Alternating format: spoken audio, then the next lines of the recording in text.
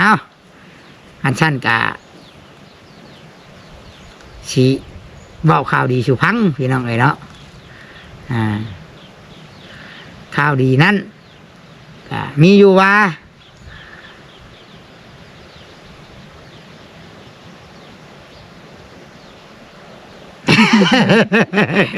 ข้างนี่สิ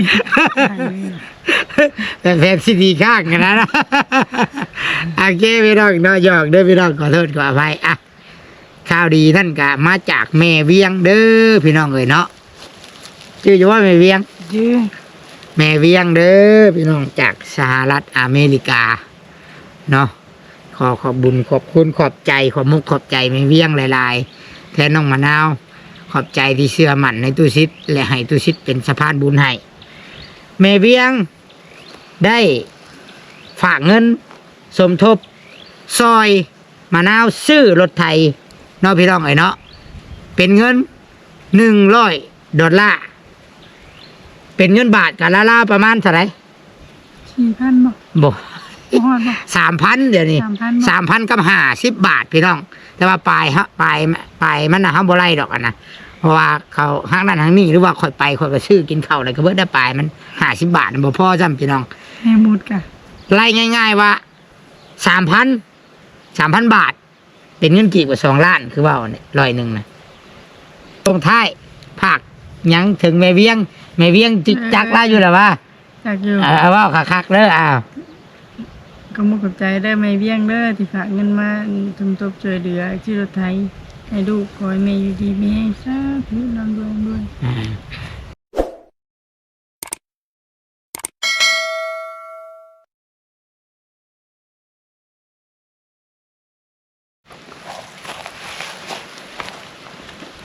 โอ้คืออยากสีมืดเนาะปล่อยพี่น้องเนาะคือว่าได้กล่องเขามันตอบแสงได้ทุกคนแสงช่วงสำนีแสงมันอยากมันอยากนั่นปันใดแต่ว่าเวลาเขาก็สิเข้าไปปรับไปแต่งเอาเนาะปรับสีมันพี่น้องเลยก่อนอื่นเบิดกะขอกราบทักทายสบายดีเด้อพ่อแม่พี่น้องสบายดีและก็สวัสดี FC สุขสุคนทุกคนทุกท่านเด้อบอกว่าสิเป็นฝั่งไทยฝั่งลาวและก็ต่างประเทศเด้อสบายดีพ่อหักแม่หักลุงป้าบ่าวนาสาวพ่อเฒ่าไม่เฒ่าเบิดทุกคนที่เบิ่งคลิปชมคลิปอยู่พบพ่อกับจุสิทธิ์ปันสุขอีกแล้วพี่น้องเอ้ยเนาะโดยพี่น้องเอ้ยรีแดดก่อนแดดมาอีกเลยเนาะเอาทุกคนคือสีคุ้นเนาะว่าตุชิดอยู่ใสพี่น้องอยู่ทงไห้ทงนาแบบนี้เนาะทั้งหลังนี่ก็เป็นห้วยทุกคนคือสิจื้อสิจำกันได้ดีอยู่หน้าของน้องมะนาวพี่น้องเลยเนาะก็ถือว่าช่วงนี้นี่เป็นปกติทุกสิ่งทุกอย่างเป็นปกติแล้วพี่น้องเลยเนาะ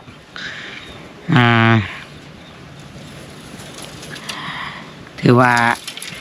มีแต่สีให้กำลังใจกันพี่น้องเลยเนาะให้กำลังใจกันแล้วก็แนะนำกันแนะนำน้องมะนาวพี่น้องแนะนำในสิ่งดีๆทุกคนขออนุญาตเนาะเดี๋ยวตัวชิดยืนเอาพี่น้องเพราะว่าปวดแข้งปวดขาจักว่าสิได้แนวแม่จักเลยปวด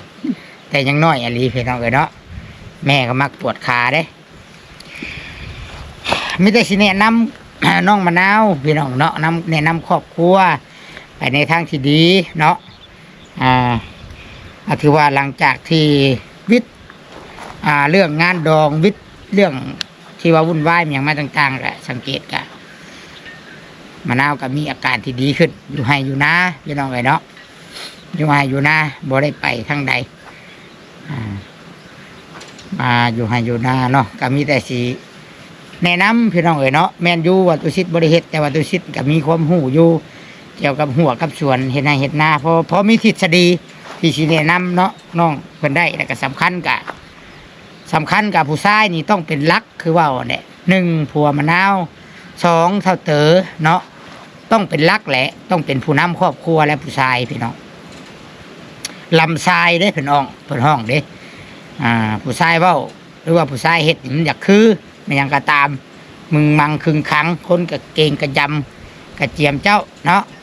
ถ้าว่าผู้ชายอ่อนแอนี่แล้วแหละพี่น้องไอ้ผู้หญิงนี่ถือว่าเฮ็ดได้บ่มันหยังต่างๆก็เฮ็ดได้ แต่ว่าผู้หญิงนี่สิต่างผู้ชายผู้หญิงนี่คนสิบ่ไปหันมานี่กับคนก็บ่อยากย่านบ่อยากเจียมบ่อยากอันนั้นปานใดพี่น้องไอ้เนาะต่างกันก็คือความหมายว่าผู้ชายนี่สำคัญนี่ต้องเป็นหลักต้องเข้มแข็งต้องบึกบืนเนาะคือกรณีแบบนี้เนาะพี่น้องคือผัวน้องมะนาวนี่กะสูบยาคือสูบยากอกได้พี่น้องโมเมนต์จะบ้าจ้ะอย่าเมาอะไรคือโมเมนต์อย่างดอกโมเมนต์ว่าบดีดอกสูบยาไปก็สูบแล้วปกติสูบยากินกาแฟสูบบางคนสูบมาหึงกะที่ว่าสูบเ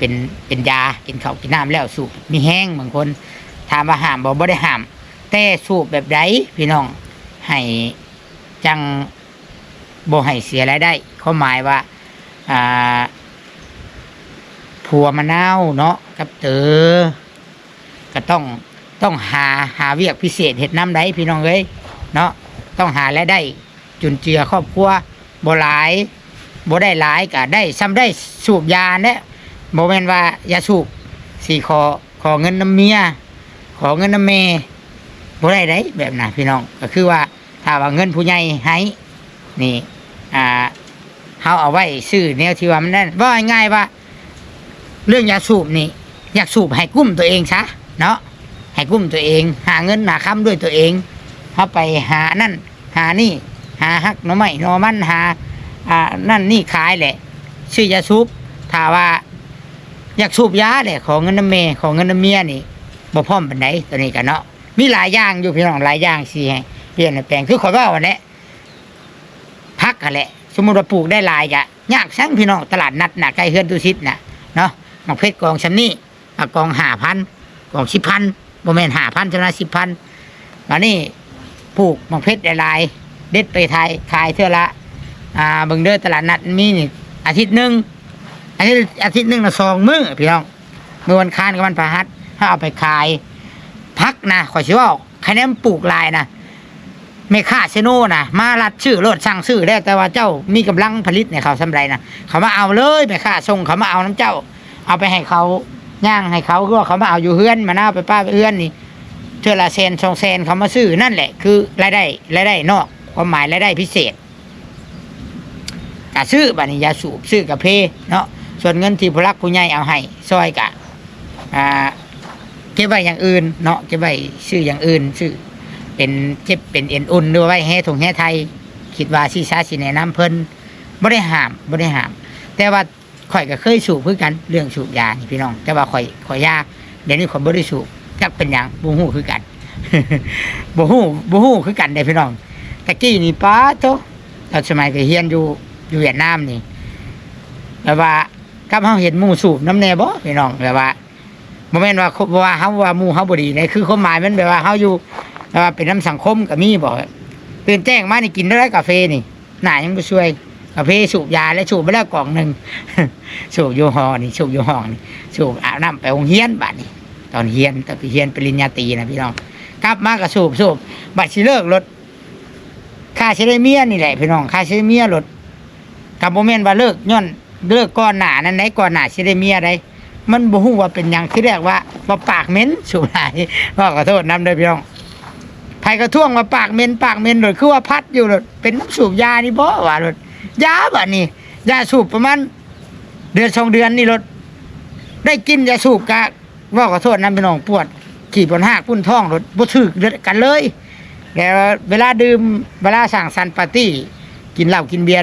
ไปสูบยาสูบใช่รถโอ้ยเมาบ่ได้ว่าเมาเบียร์เมายาสูบบัดนี้วินหัวปวดหากว่าขอโทษนำน้องพี่น้องแบบเดี๋ยวก็มานั่งขี่รถด้วยแหละก็เลย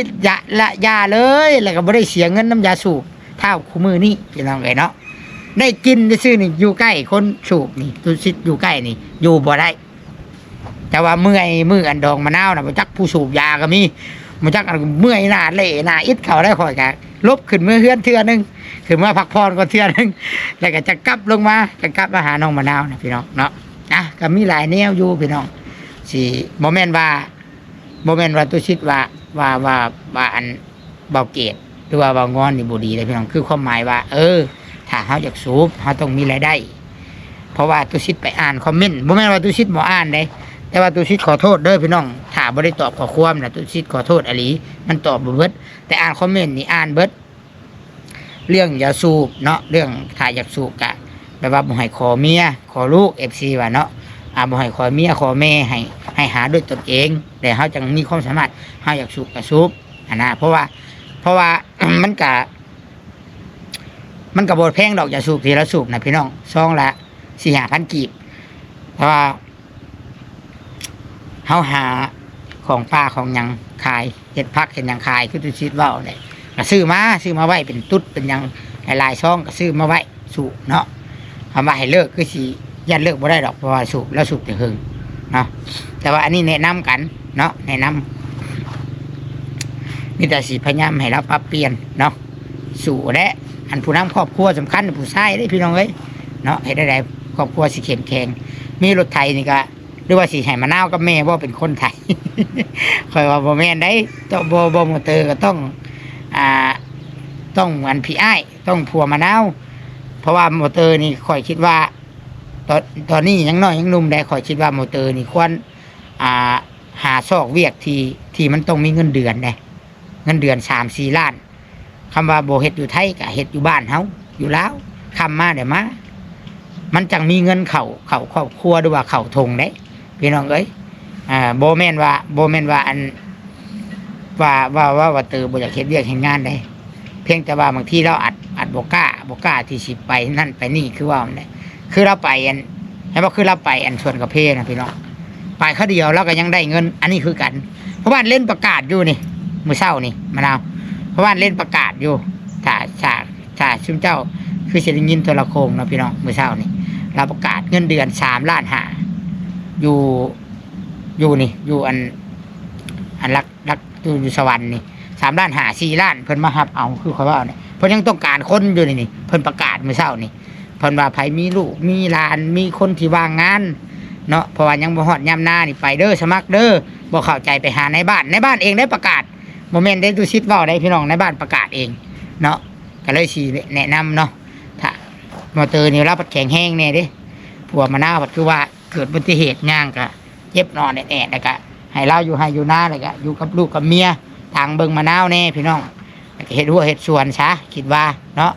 นี่ว่าสู้กันพังดอกพี่น้องโอเคคลิปนี้บัดนี้มีดีแน่นอนพี่น้องมีจักดีบุรีเนาะจักอะไรถ้ามาฟังมาชมต้องการว่าเป็นข้าวยัง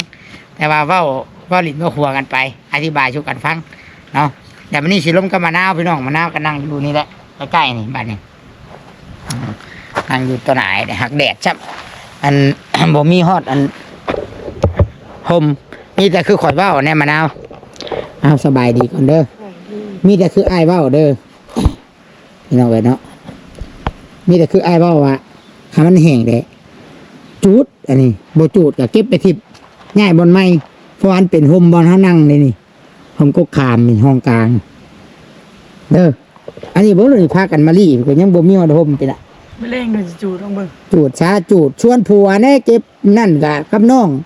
ก็ได้ชวนกันแล้วเฮ้ย บ่อนได้ห่มจ้ะว่ะพี่ง่ายมาพี่บัดนี้ง่ายมาพี่อยากง่ายอยู่เห็นบ่ มันก็แดดเลยเนาะเพราะว่าอันนี้ก็ไอ้ก็แนะนำแล้วว่านี่พี่น้องเพราะว่าฝนตกฝนผัดยังเปียกอยู่ปูเทละอันเนี่ยมันจังบ่อนั่นปูควงมาได้นี่ปูไปได้นี่น้าปูมาได้นี่ปูมาได้นี่แต่ไอ้สิตั้งกล้องอยู่เทิงเฮากับปินเฮากับนั่งปินหน้ามาพี่บ่ปูต่อปูโอเคเดี๋ยวนั่งอยู่นี่ก็ได้ฮะสิตั้งกล้องให้ก่อน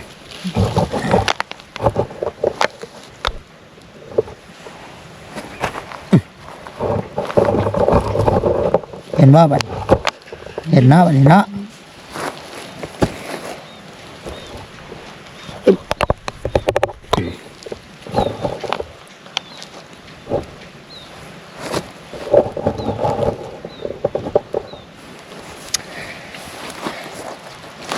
เลดอยู่นะ ฮะ พี่เลดอยู่ท่านบางบ่น่ะท่านบางลูกเข้า ก็พุ่นใกล้รถพุ่นไงอีกไง ดึงมาลากมา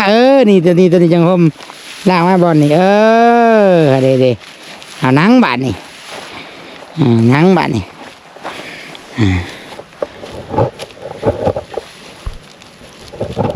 โอเคเนาะโอเคเนาะตอนนี้บาดนี้เนาะโอเคแปลว่า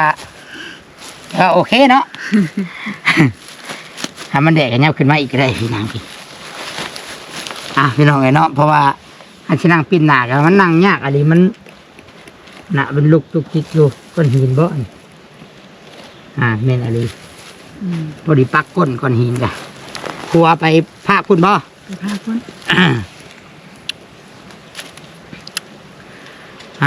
พี่น้องไอ้เนาะมันแดดแท้ให้จะได้ปลายเผาช่วยชีวิตไว้อนามัยใช่เด้อตัวนี้เด้อ เล่นก่อน ชวนผัวเด้อชวนผัวครับอันน้องก็ได้เฮ็ดคันว่าโบจูดก็ง่ายออกไปใส่กลางให้หน้าเดี๋ยวจังจูดคันจูดอยู่นี่เลยพัดมันปูสาดมันกับเพื่อนคือเก่า ด ดำคือเก่าแกออกนอกนี่นะไอ้ปะแกออกมาให้นี่แกเลยจูดบันโบจูดแกออกไว้ก่อนให้มีบอลนั่งเวลาอ้ายมาถ่ายคลิปแล้ว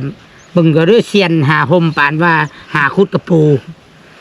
ปานว่าเซียนหาหูกระปูพี่น้องเลยเนาะซึ่งสินั่งตากแดดกับโยเพื่อถ่ายคลิปแล้วบึงก็ว่ากับเศร้าหอมอยู่ กินข้าวเที่ยงนะปะ ยัง ยังอยู่เนาะ มีน่ากินมัน สิพากันเห็ดยังฉากกินมื้อนี้ บ่มีแล้วบ่ได้ชื่อให้กินจำเป็นเจ้าของให้ โอ้ มันบ่มีนะกาฝนตกนี่เกลียดก็บ่มี จงสิออกแท้ฝนตกเขียดจงสิออก คำฝนตกเราบ่มีแค่นั้นมันยาตกหึงพุ่นนะ หวยยังบ่มีแนวกินบ่หวย ปลานั่นน่ะบ่มีเฮตึกนี่ บ่มีแฮเอามีแฮตึกติ อืม เสียมบ่มีบ่อันนั้นชื่อเอาจักเท่าไหร่เนาะแฮเนาะ เป็นพัน 1,000 บาทติ แม่น ครับอัน FC ผู้รักผู้ใหญ่แนะนำมาว่าเพิ่นว่าคือตอนช่วงมะนาวกับผัวคุดจนพักน่ะคือว่าได้ยินจมว่าอันเสียมจกอะมันเหี่ยนบ่ได้เนาะมีแต่วันตลาดนัดแหละไปชื่อเด้อเงินที่อันผูกแขนเด้เฮาก็แบ่งชื่อซะเสียมจกมันชื่อดำอันมันบ่อันนั้นดอก เห็นบ่ อืม บอกแม่บอกรถว่าผู้ใหญ่บอก ผู้ใหญ่บอก เพราะว่าเพิ่นสิเพิ่นสิช่วยเรื่องอื่นเสียมจกนี่ไปซื้อช้าเพิ่นว่า อืม อันสิผากมาซื้อเสียมจกมันโลกกระเทินเพิ่นว่าจักอันตรายแสนเดียวนึงบ่จักบ่ จักจะว่าเสียหนึง ประมาณนี้แหละพี่น้องเอ้ยมันก็บ่ปานใดดอกเพราะว่าเงินที่มอบให้มะนาวกับห่วย เงินผูกแขนกับเกือบ7 ล้านผู้ก็แบ่งชื่อซะเสียมน้ำคันบ่มีก็ซื้อรถมันของตายโตอยู่แล้วของที่สิพาให้มะนาวกับผัวกับครอบครัวนี่ทำมาหากินนั่นผู้ใหญ่เพิ่นแนะนำมาแนวนั้นจากมือได้พักผ่อนนี่ 2 มื้อ3มื้อเลย 2 มื้อแล้วบ่ อืม ใกล้แบตใกล้สิเต็มแล้วบ่แบตเต็มแล้ว บ้านนี่บ้านนานหนึงบ้าน วานเลยนี่ บ้านนี่ เอาพักเอาหญ้ายังออกข้างในเลยที่ เอาออกหลอนชอบ โอ้ยถ้าเบิ้งคำบ่ได้กินนี่ ให้ไปเหยียบอันขี่งัวแล้วมาตุ้ยใส่รถ บ้านแล้วบัดบ้านป้าแม่น่ะแบบว่าเอาพุ่นโปกมุดข้าวไปกิน ขับในนะเขาต้องว่าเนี่ยเขาต้องถมมันนั่นบ่ ผม อืม เอากินทงเชื่องบ่ได้พุ่นโปก พุ่นก็คือว่าบักลายหนึ่งเฮ็ดแล้วแหละ พุ่นอัน พุ่นอยู่กล้องตารางเฮือนเด้ก็มีเนาะบ่ได้เอามาใส่หน้าบ่อนนั่นน่ะ เกมาหน้าพี่เลย ปลูกกระไดคือไอ้บ่ให้ได้ไปขายอยู่ตลาดนัดเพราะได้เล่าสูบยาอีกชื่อยาสูบ หมอแดงชื่อในมันดี ชื่อเธอ10,000 เออ ในได้ชงทงจีบ เอาเบิ่งรู้บัดนี้เฮ็ดกะคักเด้อเอากะคักเด้อเอาแบบให้บ่ให้แบบให้อ้ายมีคำเบ้าเลยนะแบบมาเบิ่งจักสิติบ่อนใดบาดบ่มีบ่อนติ คักมันก็คักคือ บ่มีบ่อนติก็บ่ทายบัดนี้เนาะบ่ได้ทายเลยบัดนี้มีบ่อนติบ่ เห็นทายแล้วเนาะอยากให้เห็นความสำเร็จของมะนาวพี่น้องมีแต่อย่าลืม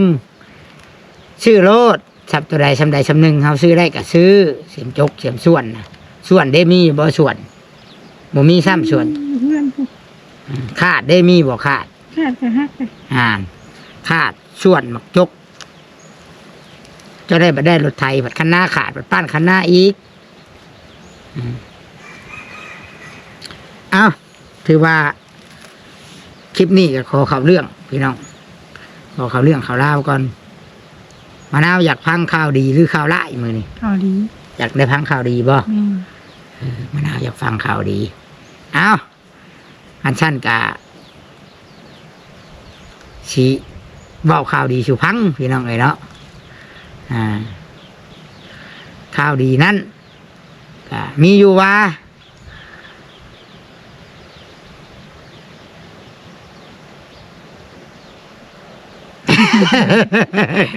อ่างเลยดิ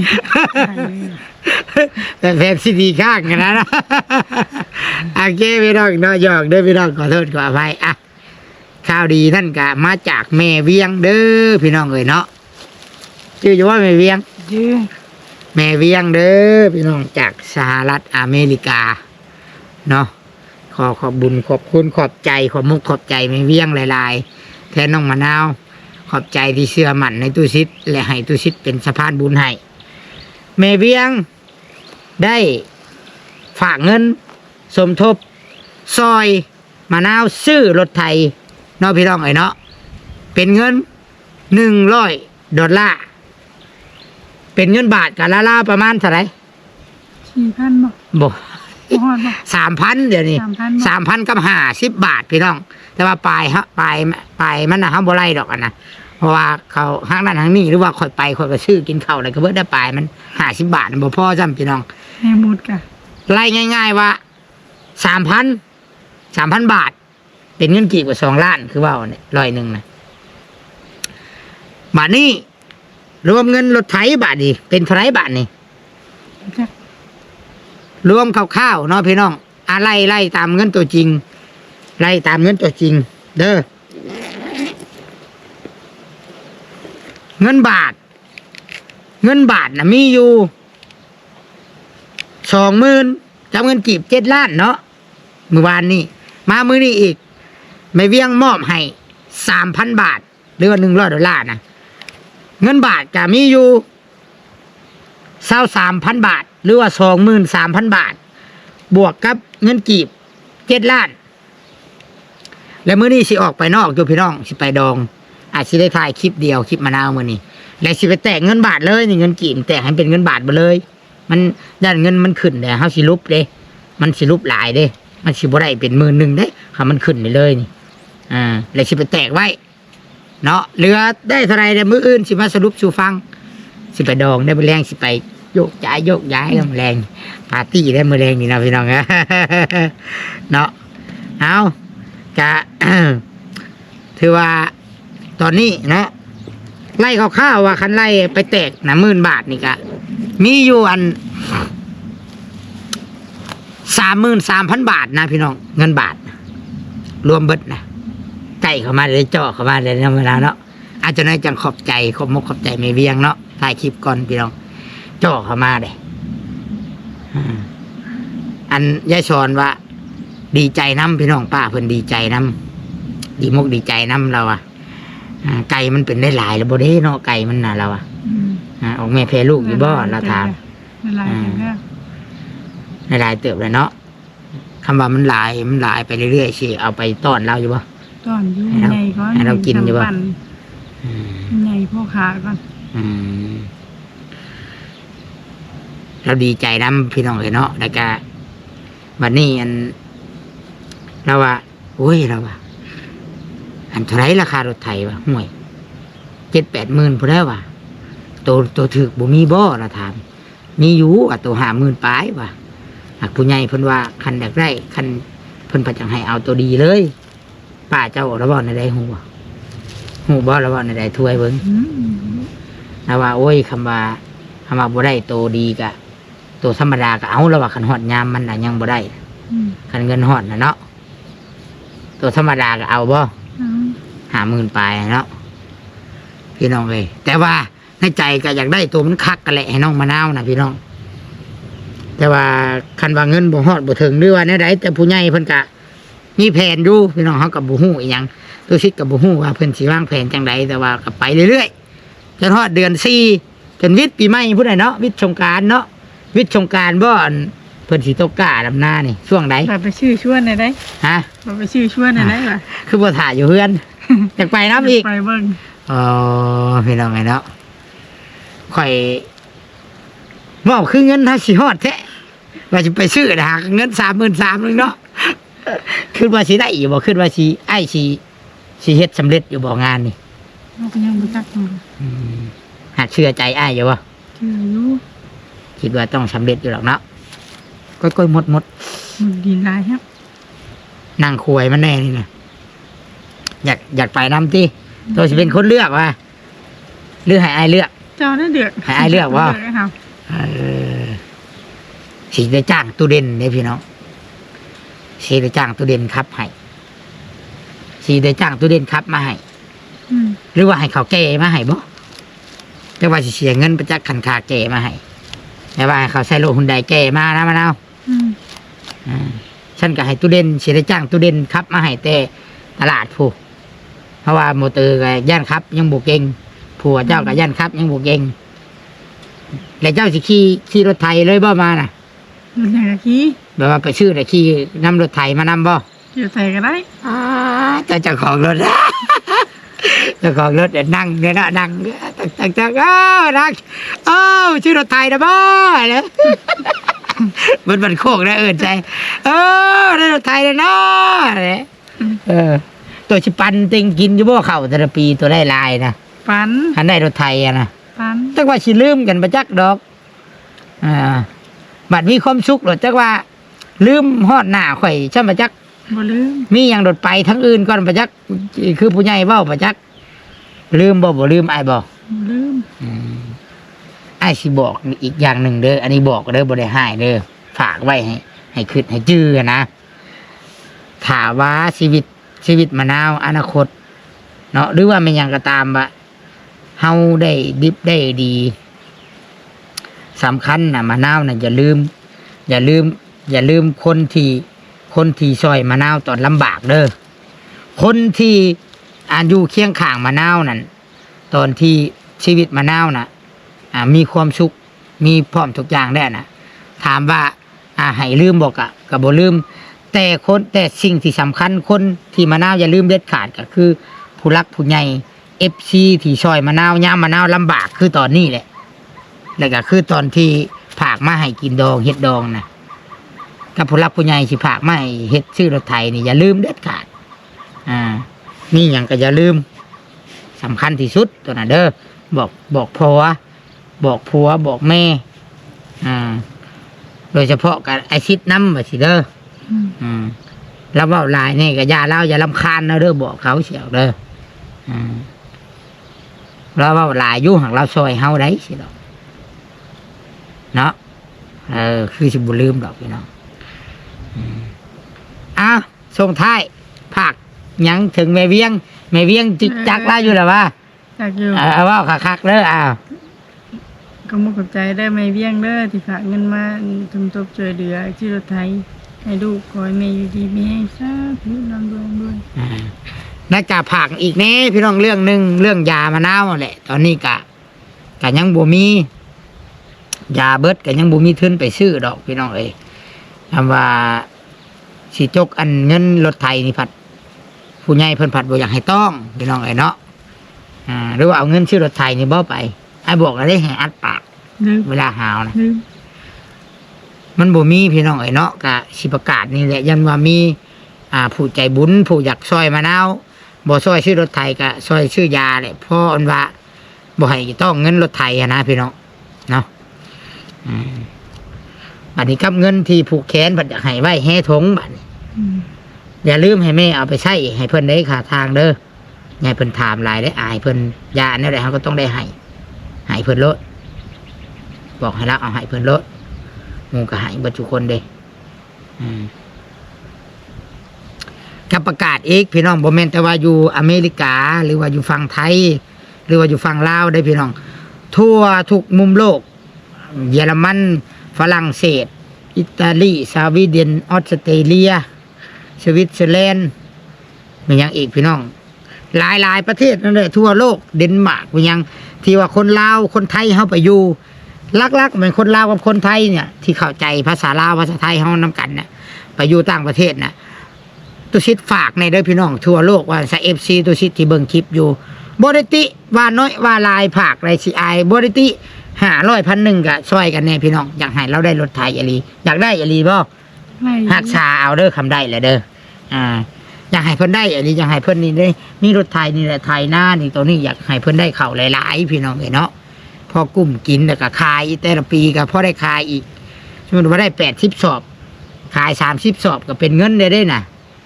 เนาะบัดยามแรงสิก็ไปหาแก้ผู้ไม่อยู่ดงมาเฮ็ดทานแม่นบ่ภาคแน่พี่น้องอยากผู้ใดสิอยากช่วยน้องมะนาวก็ติดต่อมาหาตุชิดพี่น้องเลยเนาะน้อยลายกับบุติพี่น้องเลยบ้าดูบ้าน้ำแต่เบิดทุกคนที่เบิ่งคลิปดูบ้ามึงดูขอให้เพิ่นช่วยมึงดู คอยเป็นผู้รักผู้ใหญ่ช่วยเดือยแน่ช่วยเดือลูกเนี้ย อยากได้หยัง ไล่รถไถคอยเพิ่นช่วยเดือเขาไม่แน่ ปีนี้เนาะภายในปีนี้เลยเนาะ อืม พอได้เห็ดนาปีนี้พี่น้องเลยเนาะชำนี้ได้มีอย่างชิว่าอีกบ่ บ่มี อ๋อมีเอาตุชิดกะสีชำนี้คือกันพี่น้องเลยเนาะส่งท้ายคลิปตุชิดกะฝากไว้ชำนี้แล้วก็ขอไว้ใส่ไอพรให้แม่เวียงเด้อและครอบครัวจงมีสุขภาพแข็งแรงบุญรักษาเทวดาคุ้มครองแม่เวียงและครอบครัวร่ำรวยกว่าเก่า100 เท่าพันเท่าFC บัจุกุทุกคนเช่นกันพี่น้องหายได้บ้านนี้พี่น้องเอ้ยบ้านนี้กะสิไปหาเต้นอยู่งานดองพอแล้วพี่น้อง จักสิได้เต้นสำไดโมเน่ก็ไปน้ำยากเอาโมเน่คือเก่า เอาโมเน่ไปน้ำพี่น้องกับแม่เพิ่นพี่น้องไงเนาะเอาสบายดีเด้อทุกคนเด้อ